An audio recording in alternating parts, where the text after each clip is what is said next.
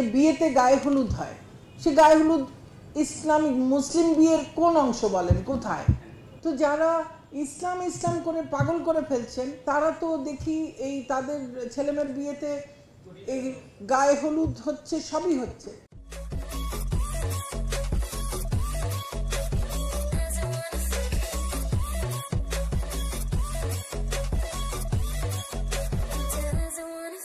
Hi guys, welcome to our YouTube channel Bong views. আমি শিলাজিৎ, আমি সুদীপ্তা। আপনারা যারা এখনো পর্যন্ত আমাদের চ্যানেলটা সাবস্ক্রাইব করেননি তারা প্লিজ এক্ষুনি আমাদের চ্যানেলটা সাবস্ক্রাইব করে নেবেন আর নোটিফিকেশন বেল অল করে অন করে নেবেন পরবর্তী ভিডিওগুলোর জন্য নোটিফিকেশন পেতে। আর যারা আমাদের চ্যানেলটা সাবস্ক্রাইব করেছেন তাদেরকে অসংখ্য ধন্যবাদ। আর পছন্দ হলে অবশ্যই ভিডিওগুলোকে লাইকও করবে।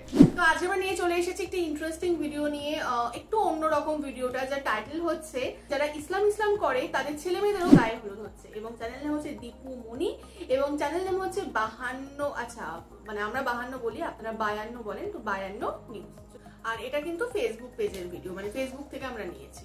দেখি ভিডিওটা। আর ভিডিওটা যদি কপিরাইট ক্লেমের জন্য ব্লক হয়ে যায় তাহলে সম্পূর্ণ ভিডিওটা আপনারা আমাদের ফেসবুক পেজ বা ইনস্টাগ্রাম পেজে পেয়ে যাবেন। আর ফেসবুক পেজ বা ইনস্টাগ্রাম পেজের লিংক আপনারা আমাদের ডেসক্রিপশন বক্স আর ফার্স্ট পিন কমেন্ট থেকে পেয়ে যাবেন। তাহলে চলুন সবাই মিলে ভিডিওটাকে শুরু করি। আগে বাঙালি না আগে মুসলমান, এটা তো কোনো প্রশ্নের বিষয় না। এই যে বিয়েতে গায়ে হলুদ হয়, সে গায়ে হলুদ ইসলামিক মুসলিম বিয়ের কোন অংশ বলেন, কোথায়? তো যারা ইসলাম ইসলাম করে পাগল করে ফেলছেন তারা তো দেখি এই তাদের ছেলেমেয়ের বিয়েতে এই গায়ে হলুদ হচ্ছে, সবই হচ্ছে। বেশ কিছু শিক্ষা প্রতিষ্ঠানে ইদানিং কিছুদিন আগে একবার টিপ নিয়ে হয়েছে এক ধরনের কথা, এখন হঠাৎ করে আবার নারী শিক্ষার্থীদের পোশাক নিয়ে কথা হচ্ছে। এই যে এই বিষয়গুলো, এগুলো কিন্তু বাংলাদেশে খুব মীমাংসিত বিষয় ছিল।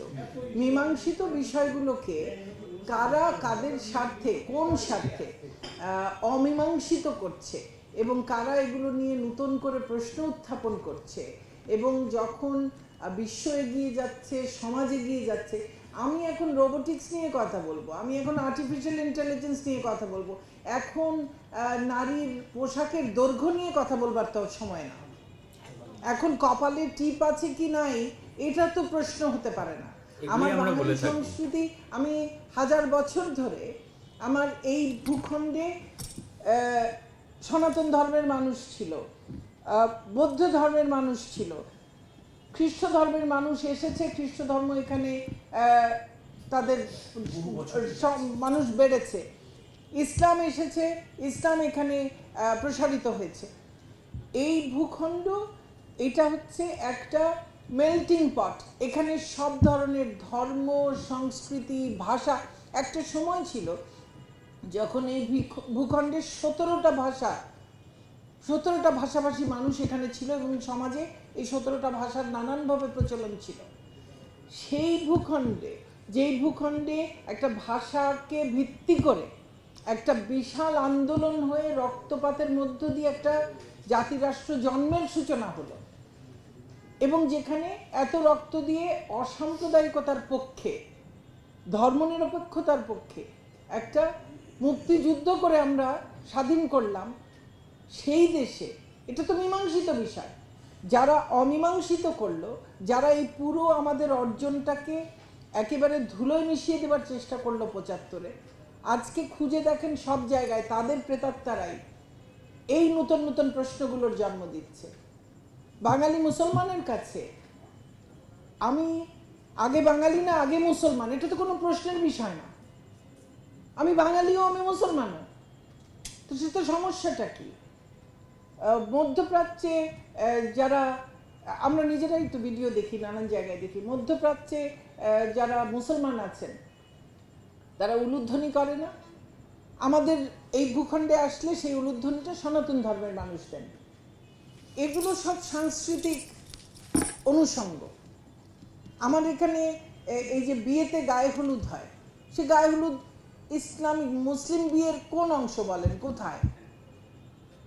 খালি তো ওই কবুল করা, সাক্ষ্য দেওয়া, একটা দোয়া পড়া, তার বাইরে মুসলিম বিয়ে তো ওই বিয়ের অংশটুকু তো তার কিছু নাই।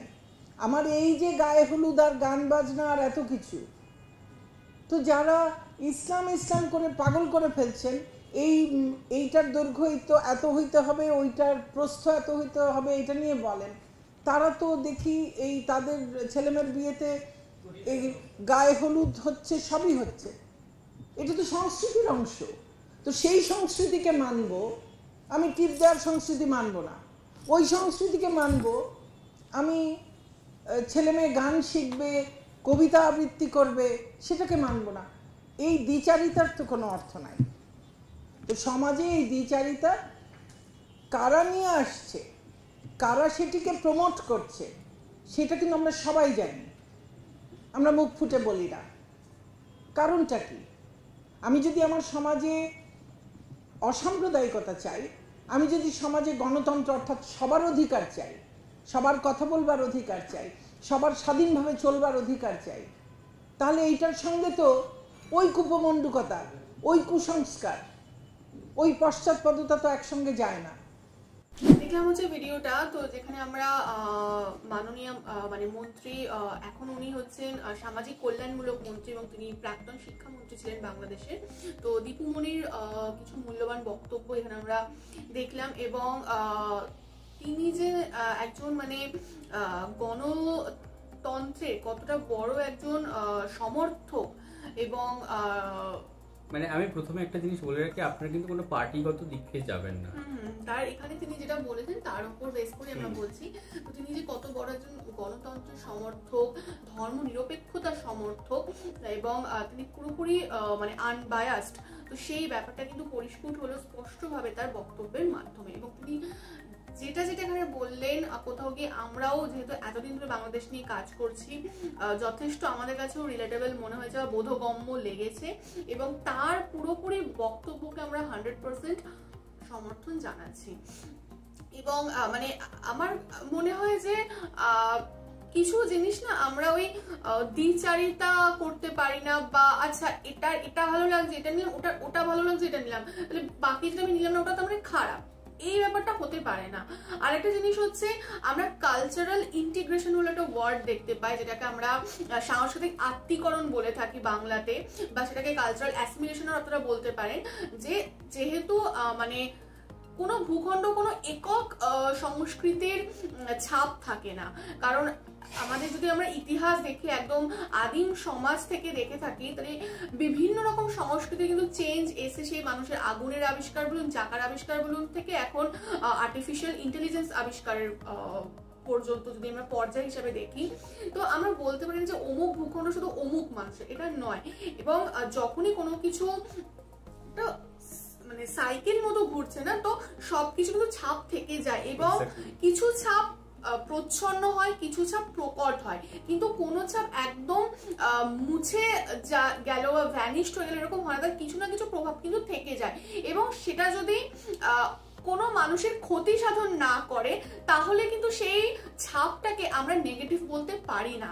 এবং প্রত্যেকটা কালচার বলুন, ধর্ম বলুন, যেটাই বলুন না কেন, তার নিজস্ব একটা আলাদাই ফ্লেভার রয়েছে, একটা এসেন্স রয়েছে, এবং যেটা যার কাছে যথেষ্ট মূল্যবান। এবং যখন সেটা সময়ের চাকা যখন ঘোরে, আমরা কিন্তু যেহেতু একটা ভূখণ্ডে বাস করি এবং অনেক রকম মানুষ আমরা একসাথে বসবাস করছি, এবং তাদেরও অনেক হিস্ট্রি রয়েছে, সেগুলো পেরিয়ে আজ আমরা 2024-এ এসেছি। তো স্বাভাবিকভাবে যখন আমরা স্বাভাবিকভাবে বসবাস করছি, আমরা মানুষ, আমরা সোশ্যাল জীব, তো আমাদের সেই একটা সহজাত প্রবৃত্তি হচ্ছে মিলেমিশে থাকা। এবং যখন আমরা মিলেমিশে থাকি, তখন কিন্তু সবারই আমরা কিছু না কিছু বৈশিষ্ট্য গ্রহণ করি, এবং তারপর আমরা আমাদের মতো করে সেই জিনিসটাকে একটা শেপে আনি, দেন সেটাকে আমরা লাইফস্টাইল হিসাবে লিড করি। তো যখন আমরা সেই জিনিসটা করছি, সেটাকে আমরা কিন্তু কালচারাল ইন্টিগ্রেশন বলছি। এবং মানে এখন এমন একটা সময় এসে গেছে যে আচ্ছা ও কেন ওটা করলো না, ও কেন ওটা করলো, ও কেন ওই কালচারটার ওটা মানলো না, এই সমস্ত না করে তারও যদি ব্রড অ্যাসপেক্ট আমরা দেখে থাকি যে আমরা গ্লোবালি এগোবো, আমরা মানুষের সেবা করব, বা বাদবাকি সমাজ বা বাদবাকি দেশ এত এগিয়ে আছে, আমরা সেই দিকে এগোবো, সেটার উপর ফোকাস করাটা আমার মনে হয় এখন অনেক বেশি প্রয়োজনীয়। বা এখন গ্লোবাল ওয়ার্মিং থেকে শুরু করে অনেক মানে বেশি কনসার্নিং জিনিস রয়েছে, সেগুলোতে মাথা কাটানোটা মনে হয় বেশি দরকার। এবং তার সাথে সাথে আমি একটা জিনিস বলি, মানে আপনারা একটা জিনিস ভাবুন, মানে যদি আমাদের পরিবার যদি আমাদেরকে না বলে যে আমরা কোন ধর্ম থেকে বিলং করছি, বা আমাদের যদি সেই মানে কোনো সংস্পর্শেই না আনা হয়, আমরা যদি ছোট থেকেই যেমন বড় হচ্ছি সেইভাবেই যদি বড় হই, যদি একদম ধর্মটাকে বাদ দিই, যে ধর্মেরই হোক না কেন, তাহলে কি আমরা ডিফাইন করতে পারবো যে আমি এই ধর্মের মানুষ বা আমি ওই ধর্মের মানুষ? এটা কোনোদিন ভেবে দেখবেন যে আমি হিন্দু ধর্মের মানুষ, আমার পরিবার আমাকে জানালোই না যে আমি হিন্দু ধর্মের, বা আমার প্রতিবেশী পরিজন কেউই আমাকে বললো না আমি কোন ধর্মের, আমি তো নিজেও জানতে পারলাম না যে আমি আদৌ কোন ধর্মের। তা আগে তো আমি মানুষ, তারপরে তো আসছে ধর্মটা, এই পরিচয়গুলো। তো এই ব্যাপারটা মানে আমার জন্য মনে হয় কোথাও গিয়ে মানুষ হয়ে ওঠাটা আগে বেশি দরকার। এবং আমাদের যে সমাজে আমরা বসবাস করি সেই সমাজ ব্যবস্থা এবং পশ্চিমা দুনিয়ার সাথে যদি আমরা তাল মিলিয়ে এগোতে চাই, তাহলে সেদিক থেকে আমরা কিন্তু যদি অতিরিক্ত ধর্মপরায়ণ হয়ে যাই, তাহলে কিন্তু আমরা অনেক দিক থেকেই কিন্তু পিছিয়ে পড়বো। এবং আমরা পাকিস্তানকে সেই উদাহরণ হিসাবে দেখতেও পাই যে তারা কিভাবে পিছিয়ে পড়ছে। আফগানিস্তান তো আরো বড় উদাহরণ। এবং সেখানে দাঁড়িয়ে যদি আমরা এখন এই 2024-এ বা এই শতকে যদি আমরা রোবোটিক্স বা এই যে এআই এই সমস্ত ব্যাপার নিয়ে তিনি যেটা বললেন যে আলোচনা না করে আমরা যদি এখন কাপড়ের দৈর্ঘ্য, তারপরে হচ্ছে টিপ, এই সমস্ত বিষয় নিয়ে যদি আলোচনা করি, তাহলে সেই মধ্যযুগীয় সমাজেই হয়তো আমরা আটকা পড়ে থাকবো এবং আমাদের হয়তো সেই সোশ্যালি এবং যদি সায়েন্টিফিক্যালি উন্নয়ন যদি বলেন, তাহলে সেক্ষেত্রে কিন্তু ঘটবে না। এবং আমরা নিজেকে হয়তো আপগ্রেড করতে পারবো না এবং অভিযোজিতও হতে পারবো না যে আগামী সমাজের বা ফিউচারের কথা ভেবে। তো মানে আমরা অনেকটা পিছিয়ে পড়বো। তো সেদিক থেকে দেখতে গেলে কিন্তু তার কথাগুলো সত্যি অনেকটা জাস্টিফাইড। এবং তিনি যে কথাগুলো বললেন প্রত্যেকটা কথার কিন্তু, এবং সুদীপ্ত যে কথা বললো আমি তো 100% সমর্থন করব। এবং একটা কালচার যেখানে আসে সে তার কিন্তু কিছু না কিছু ছাপ রেখে যায়, সেটা সুদীপদাও বললো। এবং সেটাকে একেবারে ধুয়ে ফেলা সম্ভব না। এখন যদি আপনি মনে করেন যে ইন্ডিয়া থেকে একদম হিন্দু সমস্ত মুছে ফেলবেন, কিন্তু হিন্দু মুছে ফেললেও তার যে সমস্ত সংস্কৃতি রয়েছে মন্দিরে আপনি কত ধ্বংস করবেন। তারপরেও তো মাটির তলা থেকে পরবর্তীকালে আমরা আজও এই মূর্তি, ওই মূর্তি, সেই মূর্তি খুঁজে খুঁজে পাই। আলটিমেট কিন্তু আপনি ওই শেষটা করতে পারবেন না। তো ওইভাবে সম্ভব না কোনো কিছু করা। মানে সবকিছু মিলেই আমাদেরকে এগিয়ে যেতে হবে। আর সব থেকে যদি আমরা ডারউইন মতবাদ দেখি, তো যোগ্যতমের উৎবর্তন বলুন বা সার্ভাইভাল অফ দ্য ফিটেস্ট যদি বলে থাকুন, তো এই জিনিসগুলো আমরা দেখে এসেছি যে দুর্বল সে কিন্তু সময়ের সাথে সাথে ধূলিসাৎ হয়ে গেছে, এবং যে এই পরিবর্তনের সাথে নিজেকে টিকিয়ে রাখতে পেরেছে সেই কিন্তু আলটিমেট বিজয়ী হয়েছে এবং সে তার ভবিষ্যৎটাকে স্ট্রং করতে পেরেছে। আর আমার মনে হয় যদি আমরা ব্রড অ্যাসপেক্টে দেখি, আমাদের মানে আমরা এই ইউনিভার্সের এই খুব ক্ষুদ্র থেকে ক্ষুদ্র অংশ, মানে এখনো আমরা আমাদের পৃথিবী যে প্ল্যানেটে রয়েছি সেই প্ল্যানেটের 100% তো ছেড়েই দিন, তার 10%ও জানি কিনা যথেষ্ট সন্দেহ রয়েছে। তো মানে সায়েন্সের অগ্রগতি বলুন বা যাই বলুন না কেন, আমাদের জানার কিন্তু অনেক বাকি এবং যত আমরা জানবো তত আমরা আরো ডেভেলপ করতে পারবো বা যাই আরো যে সমস্ত প্রবলেম আছে সেগুলো মোকাবিলা করতে পারবো আমরা। মানে বিভিন্ন দেশ, তারা বিভিন্ন এজেন্সি বলুন বা অর্গানাইজেশন বলুন, তারা চাঁদে চলে যাচ্ছে, মঙ্গলে চলে যাচ্ছে, পৃথিবীর মতো মানে হ্যাবিটেবল আর কোনো প্ল্যানেট আছে কিনা সেটার খোঁজ খবর করছে, বিভিন্ন জায়গা থেকে বিভিন্ন মাটি আনছে, এই আনছে ওই আনছে, বিভিন্ন রকম ভাবে আমরা কত রকম কিছু আবিষ্কার করেই চলেছে অনবরত। সেটা মানে মেশিনারির দিক থেকে বলুন, আর্টিফিশিয়াল ইন্টেলিজেন্স দিক থেকে বলুন, বিভিন্ন প্ল্যানেটস বলুন, কিভাবে এই পুরো ইউনিভার্স সৃষ্টি হয়েছে সবকিছু থেকে।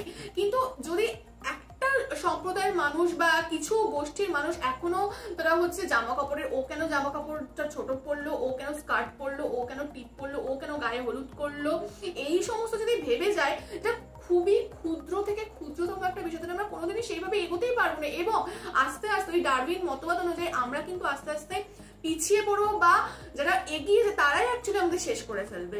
এবং আমরা কিন্তু আমাদের ভিডিওর মাধ্যমে এটাও বলার চেষ্টা করছি না যে যারা বোরখা পরে বা যারা ঘোমটা দেয় তারা, হ্যাঁ আমি সেটাই বলতে চাইছি যে তারা খারাপ করে। এটা আমাদের প্রথম দিন থেকে আজও পর্যন্ত ভিডিওর মাধ্যমে একটাই বক্তব্য আমরা বারবার বলেছি, আবারও এই ভিডিওতে বলছি যে আপনার খাদ্যাভ্যাস আর পোশাক এটা সম্পূর্ণ আপনার ব্যক্তিগত চয়েস, এবং আপনি যেটাতে কমফোর্টেবল ফিল করবেন, যে খাবার আপনার খেতে ইচ্ছা করবে সেই খাবারই খাবেন, সেটা আপনার ব্যক্তিগত চয়েস। তো এখানে আমাদের কোনো রকম মানে কথা বলাও উচিত নয়, এবং আপনারা অন্য কাউকে এই বলে ছোট করুন সেটাও কাঙ্ক্ষিত নয়, সেটাই আমাদের মানে ভিডিওর মাধ্যমে বলা।